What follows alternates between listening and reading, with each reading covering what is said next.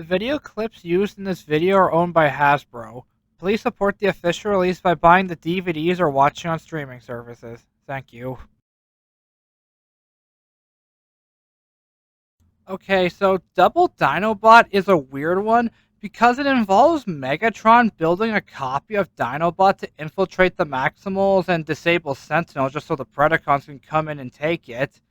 However, it can't transform, and when it goes to do its mission, it gets spotted by the real Dinobot, and by the end, he ends up eating him. Okay, so this one was weird because how far did Megatron even plan to go with this? Like, for one, the clone couldn't even transform, which makes me wonder why he didn't even bother putting in the extra effort. Like, what if it needed to defend itself? And if you're wondering how Dinobot was even able to eat him, well, in an earlier episode we looked at, tarantulas did say that they do have filters in their body to ingest non-edible objects that aren't energon. But the clone was the same size as Dinobot, so how did he finish him? I don't know. Let's just move on. Now, the Spark is a very important episode, not just for Beast Wars, but for the entire Transformers franchise. It starts off with a pod getting hit by an asteroid and landing on the planet, unfortunately in Predacon territory. But thankfully, Rhinox is able to see it, but he can't really contact for help due to interference. But Cheetor sees it and is able to get help from Tigertron, with the Predacons on their way as well, given how it landed in their area. And when it lands, Rhinox is able to get to it first, but he sees that it's badly damaged and that the protoform inside is slowly dying, with Cheetor arriving and getting the bad news. And things only get worse when Tigertron gets neutralized by Black Arachnia, showing that Rhinox and Cheetor are on their own to fix this.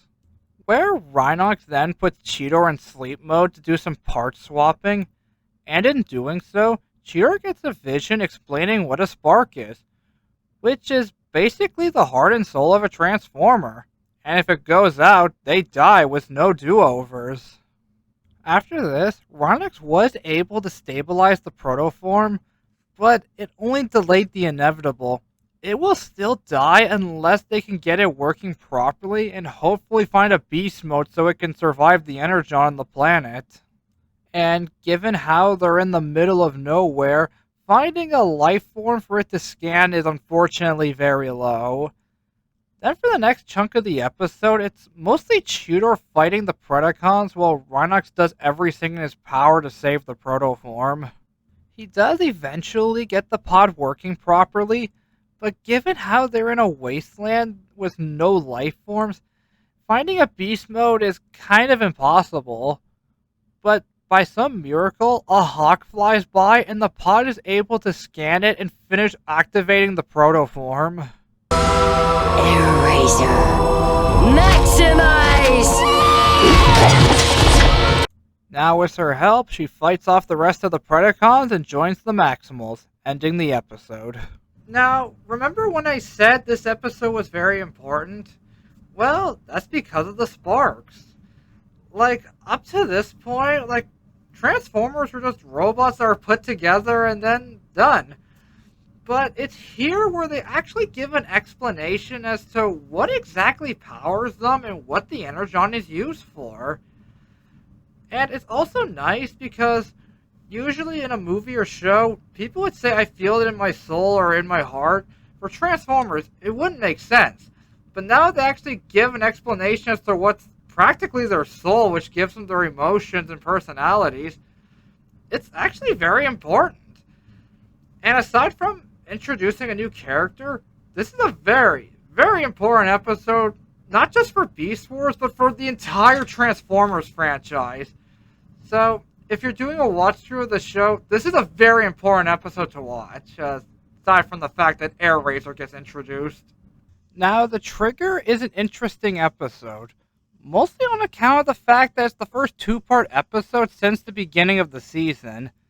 And it starts off with Tigertron getting caught up in an avalanche, which confuses him on account of the fact that, well, this isn't really a volcanic area.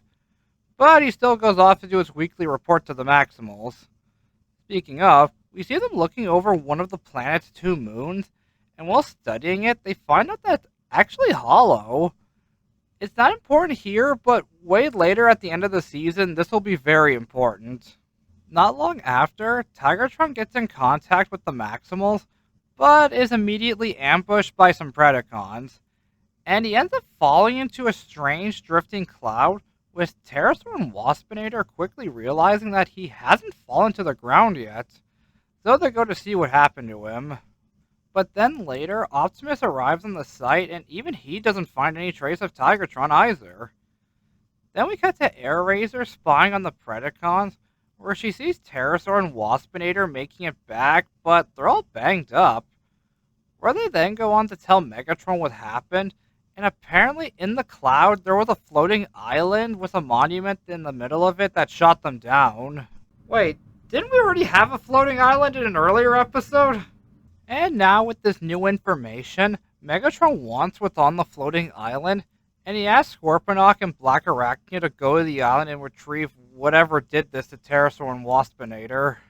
Back at the Maximal base, Airazor conveys what she saw, and they all start to wonder what could have happened to them, especially seeing how Tigertron is mostly a pacifist. Speaking of, we see him on the floating island, and it actually is quite a nice place. That also happens to be heavily booby-trapped, and when he uses an energy weapon, the monolith in the middle of this place fires a powerful laser. So he decides to tread more carefully. Just outside the cloud, we see Black Arachnia and Scorponok sending a Cyber Bee to scout the place, but is taken out by Tigertron almost instantly. But now that they have confirmation that the island is real, they grapple their way onto it, with Airazor following not far behind. But she unfortunately gets shot down when she gets too close. And since they just fired an energy weapon, the monolith fires on them, with Black Arachnia quickly figuring out how it works and wants an up-close look for herself. But later on, we see the Cyber Bee make it back to the Maximal base, with an SOS from Tigertron telling them what's going on, ending the episode. Okay, so given how this is a two-part episode, I will give my final thoughts at the end. Part 2 starts off with Tigertron vowing to not let the Predacons have such a beautiful place, where we then see them making their way to the monolith, which they refer to as an obelisk, which is what I will start calling it from now on. Then we see Black Arachnia noticing some symbols on the rocks, and figures out quickly that when it glows, a random booby trap will go off. We then cut to Optimus and Rat Trap trying to make their way to the island, but are unfortunately ambushed by Pterosaur and Waspinator. But back on said island, we see Airazor spying on Black Arachnia, and she sees her being very cautious around certain markings around the island. And she quickly figures out why. And despite knowing that they shouldn't use energy weapons, they end up having to anyway just to survive all the traps on this place. Where not long after, they do end up meeting back up with Optimus and Rat Trap, while Rat Trap holds Pterosaur at gunpoint the whole time. And when they're back together, Tigertron gets them up to speed on what's been happening, with Rat Trap putting together that this place isn't really an island paradise, but more likely a test for intelligent life. But right as they figure this out, they see Black Arachnia make her way inside the obelisk, where she then lets Scorponok fall into one of the traps, leaving her to do as she pleases with the obelisk and its power. Where she then makes her way to what looks like the control center, and takes control of the obelisk and immediately starts blasting at everything. And she even removes the cloud hiding the island and starts heading toward the Maximal base. But thankfully, the Maximals were able to get Tigertron inside the obelisk, and despite his hesitation, he destroys the main power core, making the island miss the Maximal base and crash, while also having it fall apart during said crash. Where one of the remains of the obelisk then sends a signal to what looks like another obelisk on one of the two moons, which then sends it somewhere else. With the episode coming to an end, with Tigertron being very unhappy with how they destroyed such a beautiful place.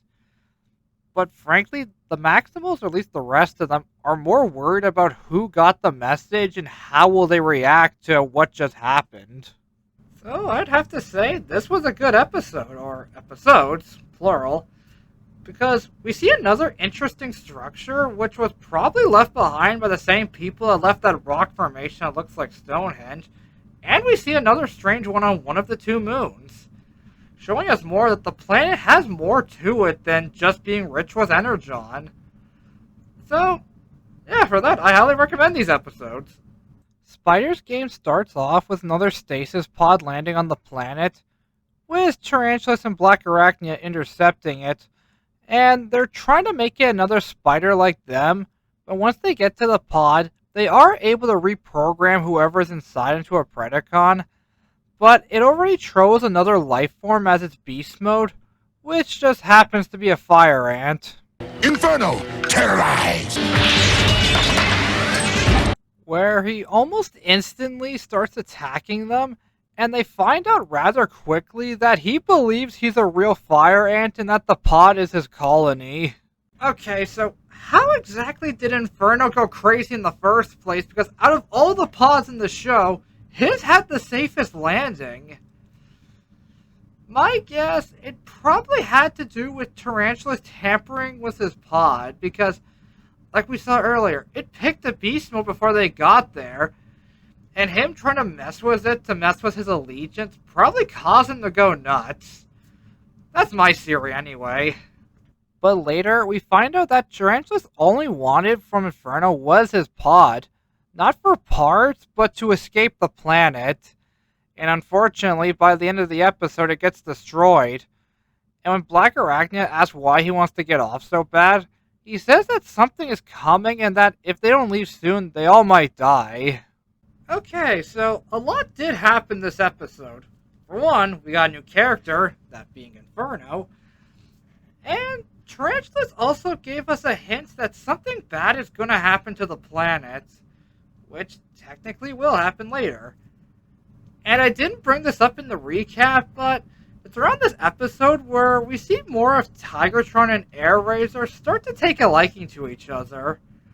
We got a bit of it in the two-part episode we saw earlier, but it's here where Airazor starts to show more interest. Now, Call of the Wild is a fun one because the plot involves the Predacon stealing a piece of the Maximal ship, which is what protects them from energon buildup while they're inside of it.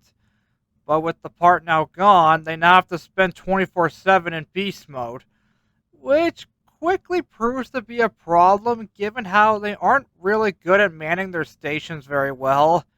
And over time, they start to act more animal-like until they're just full-on animals, which Megatron takes full advantage of in this episode and starts to hunt them down. But later on, Tigertron does help them to gain control back, which does make sense given how he spends most of his days in beast mode anyways. Where they then learn how to fight in both robot and beast mode, and by the end of the episode, Airazor gets the part of their ship back so they can go back to staying in robot mode on their ship without any issues. Okay, so this definitely was a filler episode, but it wasn't boring, because normally in the show, we do see them in beast mode a lot, mostly to travel the planet, but seeing them have to struggle being in them 24/7 was interesting, especially seeing them learn how to manage both robot and beast mode in a fight. So, yeah, this was an entertaining episode. Now, Dark Voyage is a different story because it has the same lesson as the last episode we just looked at, which is pretty much learning how to use their beast mode in new ways, but here, I don't know, I just found this episode more boring. Because this time, some of the Maximals get caught in an energon explosion, making them go blind and unable to transform into robot mode without possibly risking dying. And they have to find their way back to base using all their other senses, which can be interesting, but this episode doesn't really do it for me because, like I said, it's the same lesson as the previous episode. Okay, so to me, this is the worst episode of Beast Wars. It wasn't horrible, I just found it boring. Because, like what I complained about earlier, this show kind of has a habit of using the same idea twice in a row, just slightly retweaking it. And if you're watching the show on a weekly basis, you probably wouldn't notice, but if you're binge watching it like I was for this video, it's very noticeable, and because of that, yeah, to me, this is the weakest episode of the show, in my opinion. Or at least season 1. I gotta go back and check the other 2 seasons. Okay, so Possession is still another filler episode, but man, is it an interesting one. Because it has an old Transformers character show up again. Yeah, so the plot of this episode has it where Waspinator gets possessed by the spark of the original Starscream. Allow me to present myself. Air Commander Starscream of the Decepticon Battle Fleet! Granted, when he's possessed, he does what you would expect Starscream to do. That being to take over the Predacons, or in his old days the Decepticons, for power. Which is something we've already seen Terrorsaur do twice already. As well as seeing him lie about how he supposedly died to make himself look good in front of the Predacons. But it does lead to a pretty cool reference to the 1986 movie with Black Arachnia bringing up how he died for real. You didn't get blasted to scrap metal by Unicron. You got blasted by Galvatron after you betrayed him. And I also love how the Predacon symbols on Waspinator's head are replaced with Decepticon ones. That was a nice little detail. Okay, so once again, it is another filler episode.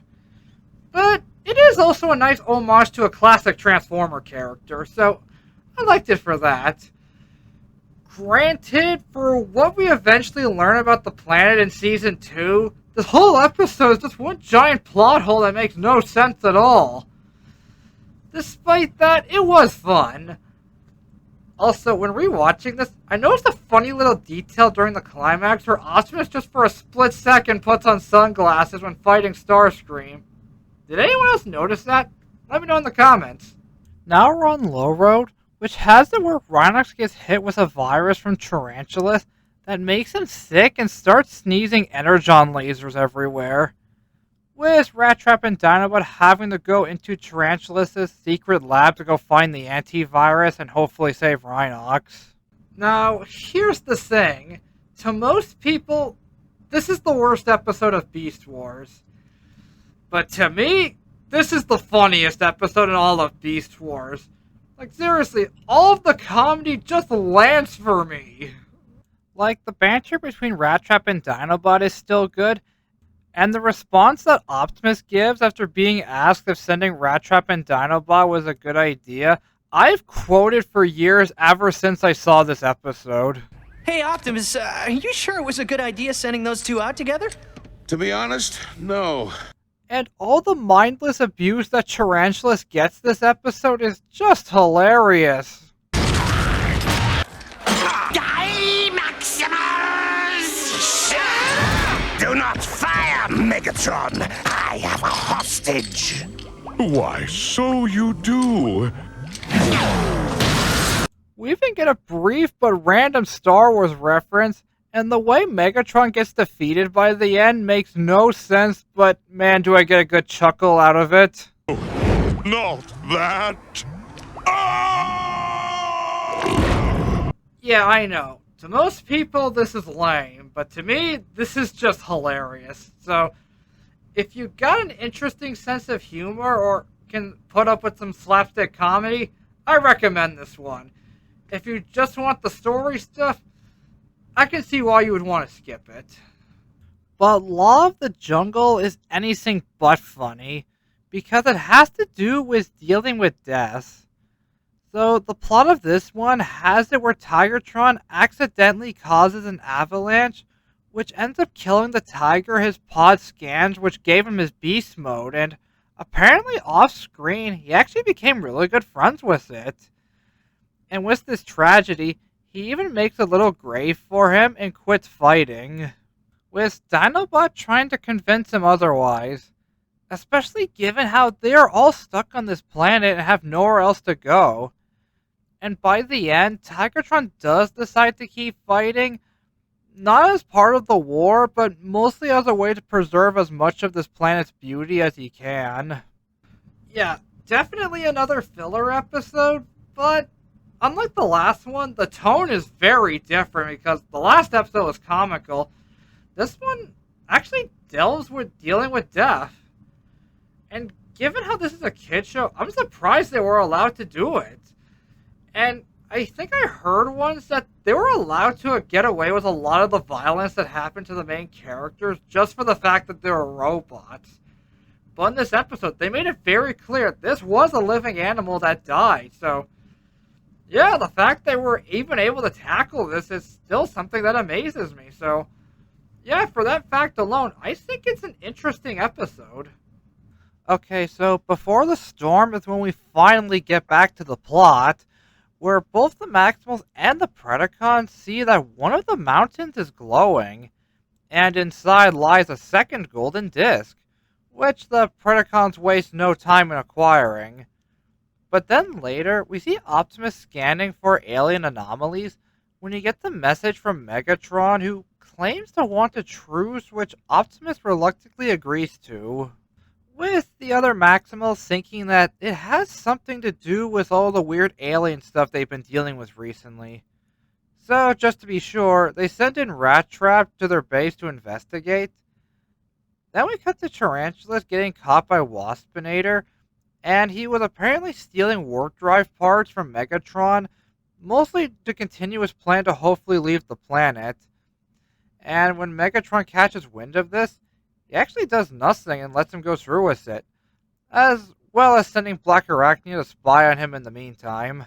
Then, right after, we see Rat Trap and Airazor trying to get into the Predacon base, but are fired at by their automatic defenses, which get them caught, which makes them have to go back.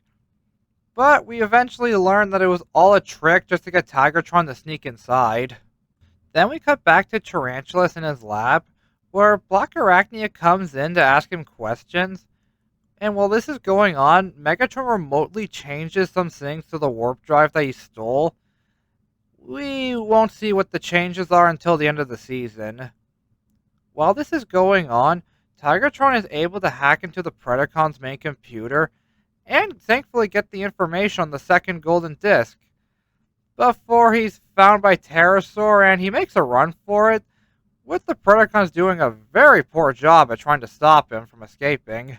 Where we then get a pretty fun fight where we see both sides trying to keep to the truce and fight without using their weapons. But by the end of it, Megatron acts as if he wanted them to get away with the information that Tigertron got. With the episode coming to an end, with Tigertron saying that he found out that after studying the golden disc, Megatron discovered that the aliens that filled this planet with Energon and all those weird structures that caused them problems are actually on their way back. So yeah, after some time, we finally get a plot-important episode. And I think it does a really good job setting up the actual finale of the show, which, well, at least the season, which happens to be a two-parter, so let's get right into it. Other Voices Part 1 starts off with the aliens sending something down to the planet with both sides catching wind of it, with Tarantulas being frustrated that he can't get an escape pod fast enough just so he can hook up the warp drive he stole in order to get off the planet before the aliens possibly kill everyone. But then Black Arachnia brings up how the Maximal ship probably has plenty of pods so they can use them to escape.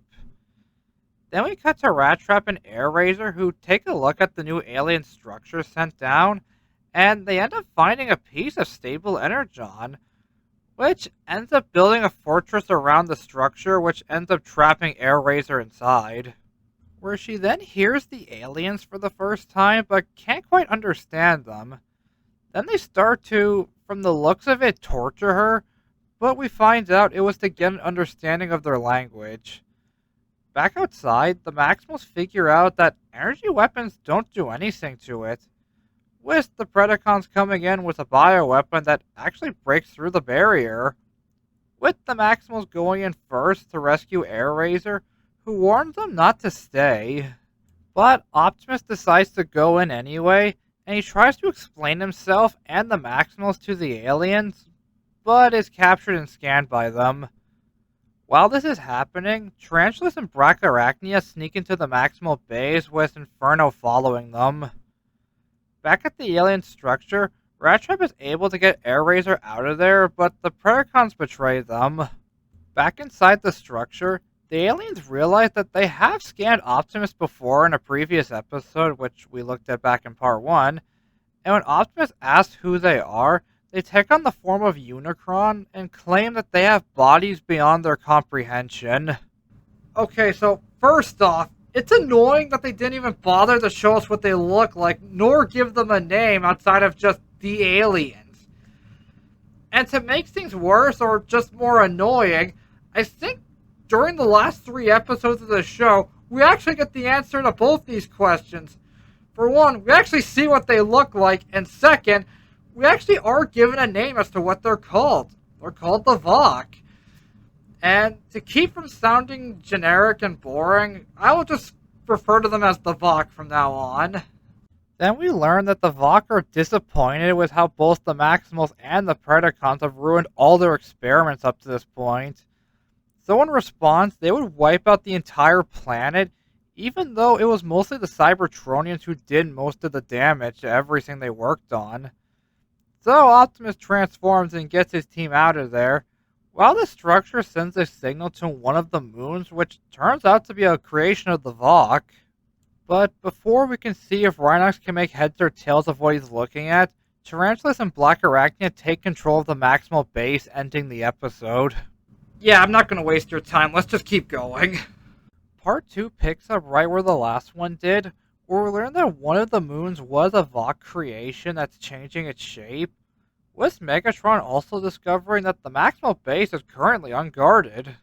Where we then cut to Tarantulas on said base, getting a pod ready so he can get off the planet, but right as Blackarachnia plans to betray him and take the pod for herself, Inferno comes in and stops her, and sets Tarantulas on fire as well. But right as the Maximals start to make their way back to base, Blackarachnia takes out Inferno and realizes that Tarantulas probably had the right idea about trying to get off the planet, leading to her trying to scan his brain to hopefully get the information on how to finish the pod, but is spooked out by him for even trying. With the Maximals all making it back and seeing what the spiders did to Rhinox and Dinobot, with Optimus saying that he wants them found and alive. But then we see the second moon begin to start firing a heat ray on the planet, which is actually starting a chain reaction that will set off all the energon, which will cause the planet to explode. With Megatron saying that he actually plans on letting Tarantulas go through with his plan, which would supposedly fix things, even though he's unaware that he's unconscious at the moment. Back at the Maximal base, we see that Blackarachnia was able to finish the pod, but ends up getting taken in, with Optimus being frustrated that Rhinox won't be repaired in time to think of something that could stop the Vok before the planet's destroyed. But then he's shown the pod and gets the idea to use it to get close to the moon and cause an explosion with the transwarp drive inside of it to hopefully stop it and save the planet. And given how little time they have, it jump cuts to when everything is ready to go and Optimus heads out to save the planet. But as he gets closer to the moon, Megatron takes control of the pod and we find out that he had the same idea to use a pod to stop the weapon, but he originally planned on having Tarantulas get stuck in the pod and dying with the ship. But now that he sees that it's Optimus, it's even better for him. And when he gets closer, we see Blackarachnia talk in Tarantulas' voice as Optimus tries desperately to get out. But the pod eventually makes it to the moon, causing an explosion, which does stop the weapon, but also destroys Optimus, ending Season 1. So that was Season 1 of Beast Wars, and for a show that just turned 30 this year, I think it holds up great. Like, yeah, I know, the animation on first glance is very dated, but once you get past it and look at it for what it is, it actually has a nice charm to it. And, as well, I think the voice acting and stories, or at least the writing, be more accurate, all hold up great. Like, everyone was clearly giving it their all. As well, at least to me, I like how there's an ongoing story. And I believe it was around the 90s that more American cartoons, or North American, started to have more ongoing plots to keep shows interesting, because definitely in the 80s and beforehand, almost every cartoon was completely episodic, to the point where you could just watch a handful of episodes and go, okay, I get the gist, moving on. But for me, when there's an ongoing story, I'm much more invested to keep watching and see what happens next. Yes, there was also anime at the time, but I'm referring to North American shows specifically. And because of that, I say this once again, Beast Wars holds up really well in terms of its writing. And so for that, this was my video on Season 1 of Beast Wars. What'd you think? Do you remember liking this show, or have you just discovered it and are a bit hesitant to watch it because of the animation? Let me know. As well, I am not stopping at Season 1, because this show had 3 seasons, and I want to cover all of them. So, come back next time where we look at Beast Wars Season 2.